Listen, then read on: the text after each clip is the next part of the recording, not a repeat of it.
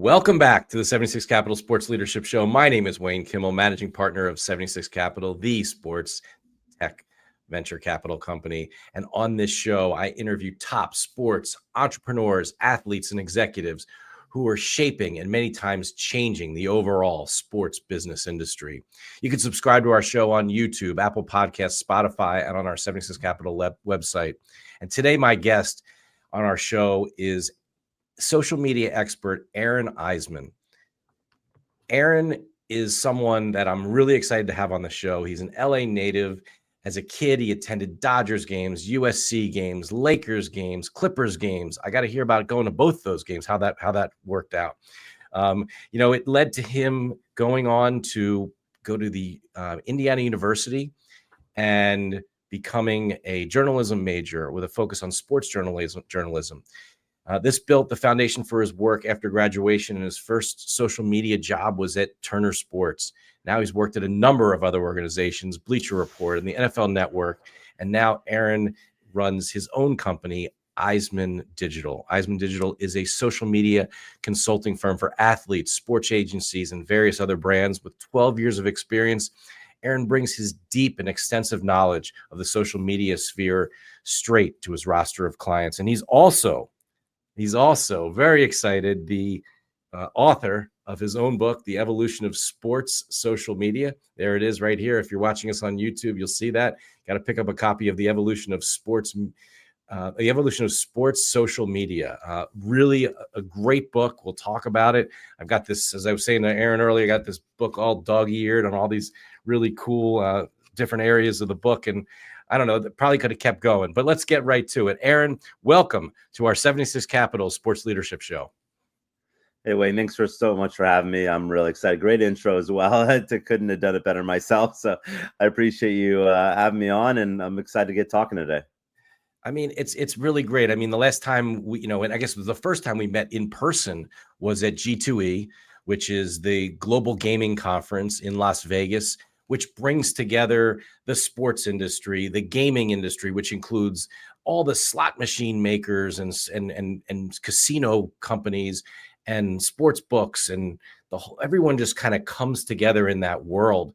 What was it like, what is it like for you going there as a social media expert, seeing these worlds which were kind of like not supposed to really talk to each other in the past, the sports guys and then the betting guys? Like, what is it like what have you seen? How this has all come together over the last 6 years? Yeah, it's been really cool. I've been to SBC Barcelona the year before. I went to G2E. Like, going to these conferences, it's like everyone has their own place, but we can all interact in the middle of it. So it's like sports betting has its spot, iGaming and like gambling and slot machines and everything can be all there into one place. But now it's very interactable. It's like I can go talk to the iGaming guys that, maybe like a VBet or like or I can go to the Bet365 guys that I did. And when I was in Barcelona, I can go to these guys or that guys. I can hear discussions. I mean, a lot of people were talking about AI and how it's impacting sports gambling, impacting iGaming, impacting the way you bet on anything these days. So it's really fascinating to see how things have changed and evolved, and to where we can all be in the same room. Sports, it's not taboo as much as it was betting in the past. And now it's just more free flowing, and you can knock in anybody and just start striking up a conversation about whatever you want, because we might have the connection over sports, might have the connection over gambling, might have the connection over, maybe we just both had a kid, whatever it is, we can all have a connection and a conversation, and people are very open to doing so. So I really enjoyed my time there. And I think it was just fascinating to see you speak, and meeting all kinds of people and having just tons and tons of meetings just so I can get to know people in their industry and see what they do at a high level. Yeah, absolutely. And from your perspective, I mean, as a social media expert, right? I mean, you again, a few years back, you wouldn't have sports books weren't, they were only legal in the state of Nevada. And now you have, 39 states that have sports books, and you have the DraftKings and FanDuels and Bet365s are putting out, highlights on social media of games, and being followed by millions and millions of people. I mean, that must have been an interesting change, from your perspective of the world of social media? Yeah. I mean, I think it was a big change. It was the initial, when I got into social media, when it was like the Turner Sports days of 2014, 2015, it was always about like, we get a highlight, we get a dunk, post on social, put it on Vine, tweet it out, and get it out there to the masses, and put it out before anyone else clips the clip and posts it on their channels, on their Vine. I gotta say, I gotta interrupt you. Sorry, Aaron, but I mean, when you said Vine, I mean, it goes right back to another guest that I love having on the show, is Jared Kleinstein. Yeah, he's great. Oh, he's great. He's the best. We love talking about, his Vine days and his now with Gondola and his conference that he does. I mean, it's awesome. You could say, I think I'm my icebreaker when I was talking to him before is like, I think I'm in 2 out of 3 of the Billion Loops Club in terms of sports on Vine. It was Turner Sports and Bleacher Report and the NBA. I was part of 2 out of 3 of them, the first 2, to get in the Vine Billion Loops Club, which you should get this big bottle of champagne. It was fun to pop it open with your friends. But yeah, I mean, things have changed and evolved where it's instead of being about the highlight and the clip, it's my guy didn't score 20 points tonight. And then what happens is and I'm getting this later on, it's like the athletes getting hate in the back end saying, you lost me $100.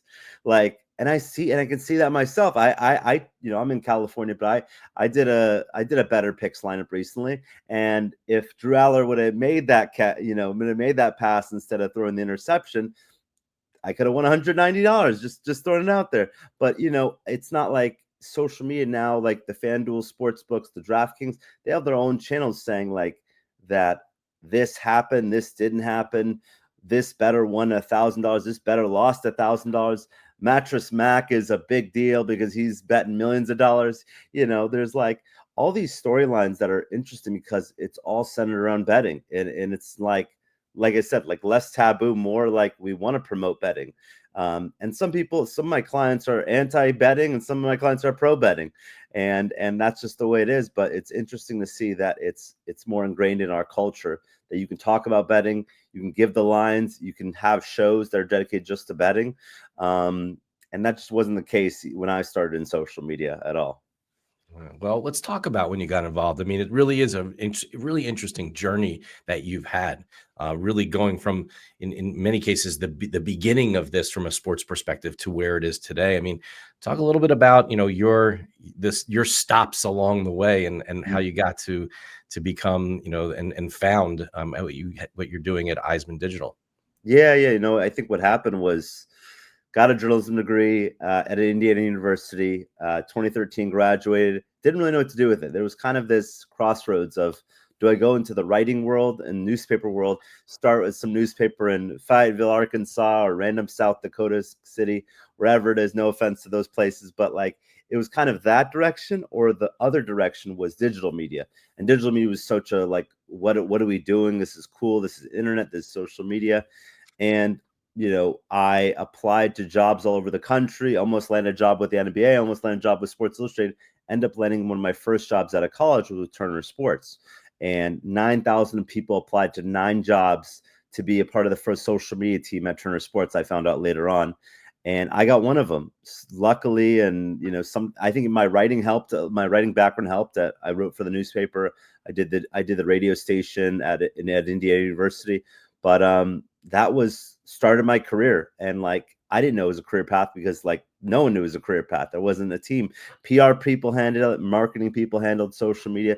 But Turner Sports, Morgan DeWan, the director of social at the time, wanted people that were endemic to social media. So started there, was working on shows like Inside the NBA on TNT, NBA TV, Game Time, March Madness we had involvement in.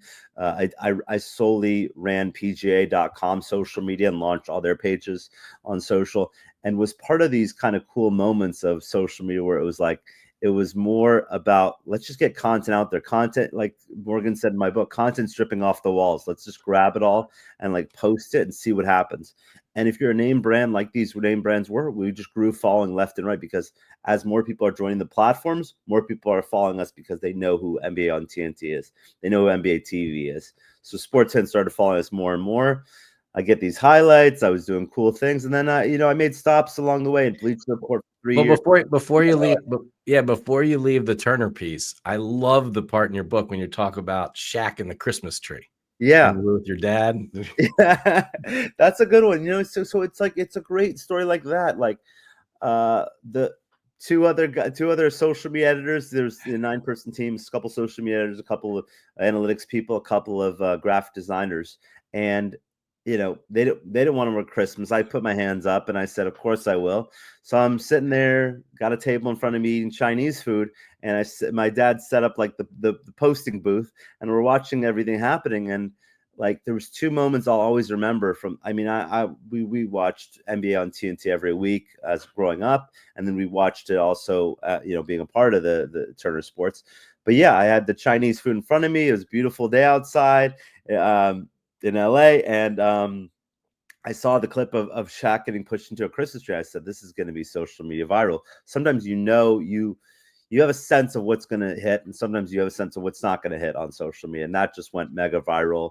I think that was one of the clips that probably 10 to 15 million views in that range over that period of time. And that's a lot, because 2014, 2015 was still, people were trying to get on platforms and stuff. So I mean, I love today it. that could have been 100 million, right? I mean, It could have been a lot. It could have been a lot, because those moments like that, everyone reposts it. Everybody, if we posted on NBA on TNT, Bleacher Report, Sports Illustrated, NBA would post it. It would just see the masses, and all these channels I just mentioned have over 10 million followers on Instagram. So if all of them posted it and reacted to it, and reposted it, it's just going to blow up. And it did really well for us, and it was cool. It's kind of getting that virtual pat on the back from my bosses and saying, like, you clipped it, you posted it before anyone else did, you got it on our channels, and it did well. It did very well. So it was really exciting to see that moment come to fruition.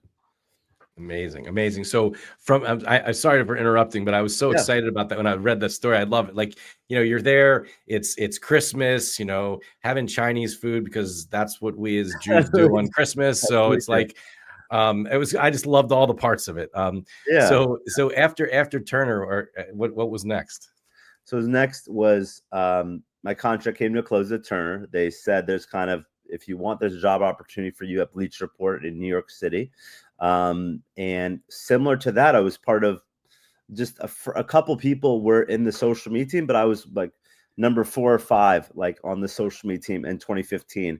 And things completely changed and shifted when Bleacher Report went from like a media company doing listicle articles and posting random things on, like top reasons Cam Newton's going to be a bust, or top 10 worst franchises. They did a lot of those types of articles. That's what got people on, because the fans were writing, because it's Bleacher Reports. The fans were writing about it. But then it changed and shifted, and the leadership said, we got to be more social media focused. So what they did, they hired me, and then they started hiring more people. And then the next thing you know, we had about 15 to 20 people, all dedicated full-timers to social media. And we had a list of freelancers and people. And so it was just a cool place to be. I was there for 2.5, almost 3 years. And I think I got a lot of good experiences and stories and stuff of that, like, posting content, going to events, like meeting celebrities and influencers and all kinds of athletes and people.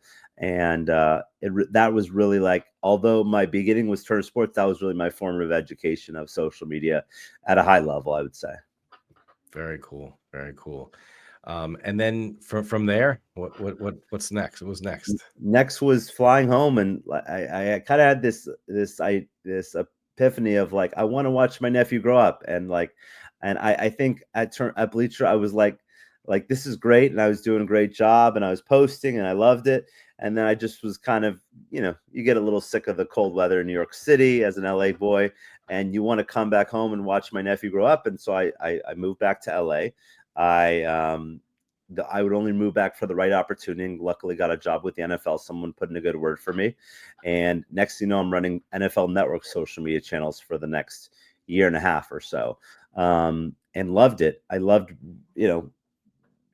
working with, like, the Rich Eisens and Michael Irvins and Deion Sanders of the world, and Kyle Brandts and Peter Schrager's and all these other people that were at the best of the best in the NFL world. Like everyone knows their names if you're an NFL fan. And so I got to post a lot of great content. I got to go to, big events and Super Bowls and combines and all kinds of stuff. And it was just really cool that I had these experiences because I was never privy to NFL at a high level. But when you're in the NFL, you're in a room of 20 people all tweeting and posting and doing things at the same time, watching all kinds of games, saying, did you see that amazing play right there? What, get that up on social ASAP. Like we're all communicating in 20 in a small room at the NFL in Culver City office before they went to Inglewood. And it was just an incredible place to be. It was really cool to be at that NFL, like at a high level and work with some great people. That's really amazing to hear kind of the inner workings and how it works, and is pretty special. Exactly. So I loved it. I think it was a great opportunity for me to say, I'm going to put a stamp on NFL Network social media. We grew our Instagram page by about 250,000 in 9-10 months, which is great in 2018, 2019. And then, I think it just like snowballed into, what I do today at Eisman Digital. I've been running my business for 5 years. So it's been great to work with a lot of different clients, athletes, sports agencies, sports tech, startups, all kinds of, you name it. I mean, I've worked with lawyers and former dog trainer TV stars and all kinds of people along the way. But I think it's those like 5-6 years of social media from Turner Sports to Bleacher Report to the NFL Network, those really formed what I do today with social media, helping people as a consultant agent, basically agency. Well, like when someone comes to you, one of your clients or a prospective client, and they say, hey, I want to do social media. Like, are there a couple things that you say to them? Like, these are the things you're going to have to do, or you're going to have to commit to these things. And like, how do you have that conversation with groups that want to dive in? It's I think for a lot of people, they just always have this mentality of post, get them up today, post, see how it does, and then move on to the next post, and then move on to the next post. And just there wasn't much analytics, there wasn't much like branding behind it and strategy. And what I always said like to people is like, first off, what are your goals? Like, do we want more app downloads, more followers, more website traffic, more what do we want more of? Because we're sometimes social media, or most of the time social media can affect lots of parts of a business. Gets to be more book sales, gets you more viewers on your show, gets you whatever that you think is going to be helpful to what you want to do. Social media can do it. And so I first find out their goals, then we start to build out almost the pyramid of success on social media. It all starts with branding and strategy. So what do you look like, the appearance of your brand on social media? How is the graphics and the templates and the brand style guide, all that, the strategy behind it, platform specific strategies, building upon what's going to work on LinkedIn might not work on Facebook or TikTok or other places. So building that out. And then content is king, which Bill Gates wrote about 30 years ago. And a lot that's in the book, and a lot of different things that happen along with it, in terms of posting and paid social and analytics. It all kind of cohesively comes together, those 6 pillars of social media success, to where it is the importance of understanding that social media there's a science behind it. And it's more than just what am I posting today and tomorrow, or can I throw an intern on it? It's actually valuable to have the backing of growing social media, growing a team. And we can grow a team for anybody in-house with Eisman Digital. And that's just how we've grown successful over the last 5 years. Yeah, that's tremendous. And, you think about how much the overall landscape, we were talking earlier about, when you wrote this book, which we got to show it again, make sure it's the evolution of sports social media by Aaron Eisman. I mean, you got to make sure you get a copy of this thing. You talked about how this book ended and TikTok then comes around, right? So, I mean, it's always changing. It is always changing. I remember, I was privy to the AOL Instant Messenger, the AIM days, and calling myself Hoopstar ASE. And I was privy to, MySpace early on, and my brother was a big music fan, so MySpace was great. And all these other tools that turned into Facebook and Vine and Twitter and Instagram and all the above, Snapchat, whatever it was, social media constantly evolves. things evolve, the platforms evolve, the algorithms evolve, and the people who consume the content evolve as well. Like the audiences change. So what you've got to be aware of is things will evolve. I don't mention much about TikTok in the book because frankly, I didn't think much of it 3 years ago or 4 years ago when I was writing the book. So it's interesting to see that things can change, and you've got to be, aware of the changes and got to be ready to adapt as a social media manager or team, whatever it is. So yeah, new platforms will come around. TikTok might die out next year and end of January because it's not, the government doesn't want it in America really anymore. So that might open up new things. And I've always have predictions and things that might happen, but like, you just never know because a platform can come out of nowhere next year that I don't even know. I can't even say it about it now because I don't even know what it is. So It's interesting to think how things change and evolve, and you just got to be ready for it as a social media manager. Like maybe Threads becomes something, or Blue Wire becomes the thing. Like who knows, exactly. Right? I mean, who knows? Who knows? I mean, I think the thing that we're going to see more of is live streaming as much as possible. Kick, Rumble, YouTube, TikTok, if it's still around, Instagram Live, like lives, and then shopping capabilities. People are going to shop more off of TikTok and Instagram and the other places maybe than they would off of. They will still shop off Amazon, but people want the TikTok $14 shoes because they think it's cool, and some of the influencers bought it. So you might be buying stuff off these channels more than you did in the past because it's now available to do so. So like that's going to be an interesting trend. And then we'll see new platforms come up next year. And I think people got to be ready for whatever happens. You got to be nimble as a social media team or manager. Absolutely. And I think one of the things that's another big thing that's evolved over time is, as you were saying earlier, kind of like the Turners, the Bleacher Reports, the NBAs, the NFLs, like it was like they said what was going to come out. Now in one of your chapters, you talk about user generated content, right? I mean, and how that has become a marketing goldmine. Share a little bit of your thoughts around that and how that's really changed the landscape. Yeah, well, I think someone that did great in his chapter in the book is Omar Raja from House of Highlights, who's now ESPN Sports Center, and he's just crushing it. I used to sit a chair or two away from him at Bleacher Report when Bleacher Report acquired him for six figures and gave a 21-year-old a job right out of college, or maybe a year out of, might have graduated or might have, and like it was incredible to see like his growth. But he was someone that people would just send him videos, and like Bleacher Report was not. They weren't against it, but they were not about it. UGC, it wasn't like really a thing. It was like we got owned rights to NBA on TNT, NBA TV because of our Turner Sports partnership. We have owned rights to other things because of Turner Sports, so we can use plays, highlights. But it's almost like UGC became its own content lane, I would say, on a freeway.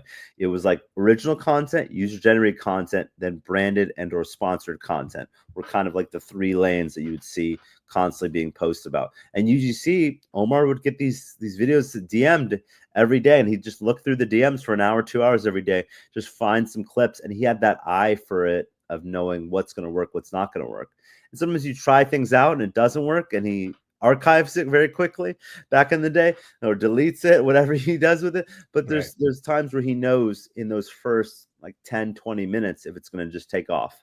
And he was really good about having that eye for detail. I would send him clips, and some of it would get approved and posted, some of it would get denied, and that's okay. But it was interesting to learn that became a big part of the strategy, is not just the original content, the cool viral moments Bleacher Report was creating.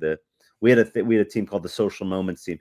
All they do would sit in a room, the 10 of them, and just think of viral moments to post and viral ideas and creative content. While I was posting on the program team, the highlights and this and that. But someone like Omar Raja, user-generated content became a big content bucket for Bleacher Report because of his initial finding that he'd get sent these great videos from people, and they just wanted to be posted, and it started snowballing to where Bleacher Report had to make it part of their content bucket over time and their strategy as they built it out long term in that 2015 to 2018 period. Well, Aaron, you exude excitement, real passion for what you do. It's obvious. What's been one of the things that maybe over the last couple of years, whether it's writing the book or working for all these different groups, or a client of yours that really has been one of the most exciting, and maybe something that's really meant a lot to you to have the opportunity to work with over the last several years?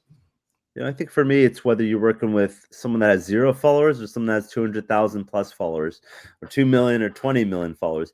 It's understanding that the content is king. That's fun to have stories along the way, like the Shaq pushed into Chris's tree, Shaq getting tripped over wires. Meeting these people in these rooms that I grew up loving and watching was really cool along the way. I mean, one of my ideas got on NBA on TNT, because I was sitting next to the guy, Alex, who does all the funny stuff, the Gone Fishing. And I said, one day, Ernie's wearing an outfit that looks like Pee Wee Herman, the gray suit with the red bow tie. And they put it on screen, all the guys laughed. And I'm a 22, 23-year-old at the time, and I'm getting my content, my idea on national TV. We're clipping it and posting on social media. People are going funny. It's going wild about it.